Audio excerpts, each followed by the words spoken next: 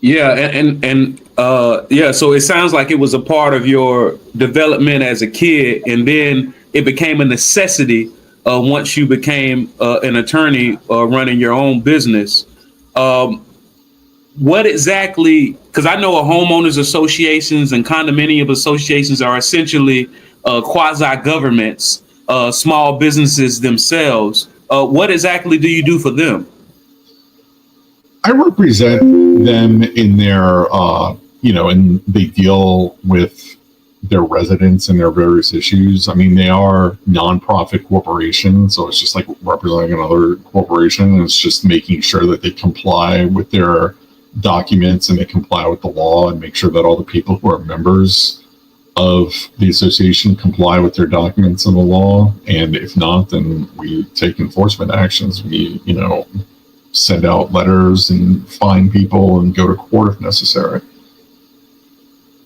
Okay, and I actually I used to be CAM, Community Association Managers, continuing education provider, right? Mm-hmm. And I know that one of the main things when I sat through this class, it seemed like everything involved call your attorney. All right, this happens. First, call the attorney. Then do this, do this. So do the associations you represent, do they essentially call you all the time or email you all the time? How does that work? Not necessarily, because the associations I represent all have management companies. So the management company is like the day-to-day operator of doing things for the association. And they handle and field most of the common questions and issues. And that's how most management companies are in associations that have management companies. When something is extraordinary or very, I don't want to say very rare, but gets out of hand or whatever, that's when I come in and do stuff. But for the most part, I only do stuff when it goes beyond the, the management company being able to deal with it regarding violations and issues like that. So I'm not really, they call the management company every day, they email the management company every day, and then the management company or the association contacts me when something's like big or out of control or is not the norm. Mm-hmm.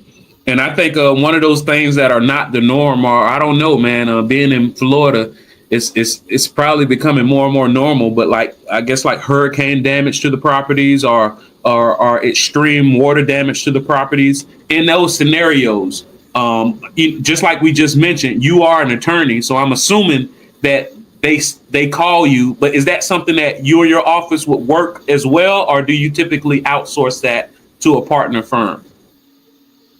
Well, we'll initially work on it, but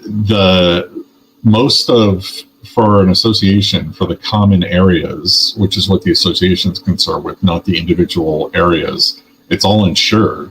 So you would initially address the issue, but then hand it off to insurance coverage counsel or insurance defense counsel to deal with the insurance issues. Mm-hmm. Mm-hmm. How big is your firm? Oh, it's just, you're looking at it, it's just me. Okay. And is it kind of like the doctors? Do you rely a lot on your paralegals, just like doctors rely on their physician's assistants and nurses?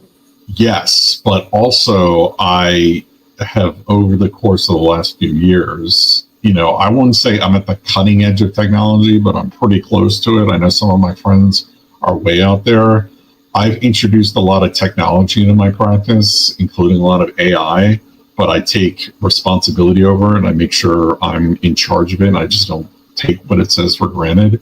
So I've been able to, I don't want to say trim the fat, but I've been able to lean myself out to the point where the technology is a pretty good force multiplier, and I can do much more work than I used to do with multiple people with just me and the technology right now.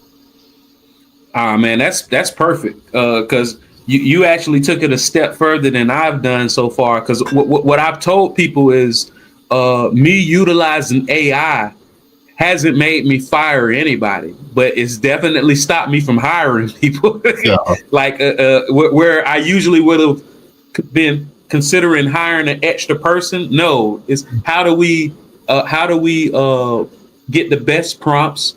How do we set up the right things with these large language models? How do we make sure to have the SOPs in place to catch the hallucinations, which is the fancy word that AI lies. It's right. Like so. How do we put these things in place? What conditions have you put in place to make sure that you're able to catch these hallucinations and make sure that it doesn't adversely affect the people that you work with? Sure. I make sure that I review everything that I give to anyone else or use for anything else after AI helps me draft it or I use AI on it. So I just don't take AI's word for it. I actually proof it and check it. So that way I'm not just, taking its word for it and it hallucinates something or it hallucinates a court case or whatever. I check all the citations, I check all the facts, I check all the stuff. And, AI makes mistakes, and good thing I checked it because then I fix it and then it's fine. But a lot of attorneys don't do that step and they just kind of take what the AI gives them and turn it in or send it out. And that's why they get in a lot of trouble. Oh yeah, absolutely. There are a lot of municipalities in different areas that have made it to where people have to sign and affirm that they didn't use AI. And the way that I explain it to people, because somebody might say, well, Randolph, Matthew, if y'all have to do all of that checking, what's the point of even using AI? And to me, I describe it like a sourdough starter. And I don't know if anybody is familiar with how sourdough bread is made, but first they have to get the yeast and they have to do all of this whole process just to get the sourdough. And then once they have that sourdough, that's when they take that sourdough and put it in the oven. To me, AI is like the sourdough starter, and the responsible practitioner that's reviewing everything and making sure everything is correct and making adjustments. That's the equivalent of putting it in the oven. That's a pretty good metaphor. I like sourdough bread, by the way. Yeah. It's good. I like it. I like the anytime a restaurant has like a sourdough bread bowl soup, I always get it. So the AI metaphor, it's the same thing. The AI is extremely useful, extremely time saving. Like I said, it replaces people, whether that's good or bad. But there always needs to be somebody to push the button, so that person's never going to lose their job. But the AI can go crazy because the AI wants to give you the answer you're looking for, and it's biased no matter what AI you're using. So that's why you have to vet the AI, check the AI, and take ownership of the AI and the work product, because it could be wrong. And then, then you're going to be in trouble no matter what it is you're doing, no matter what industry it is. Exactly.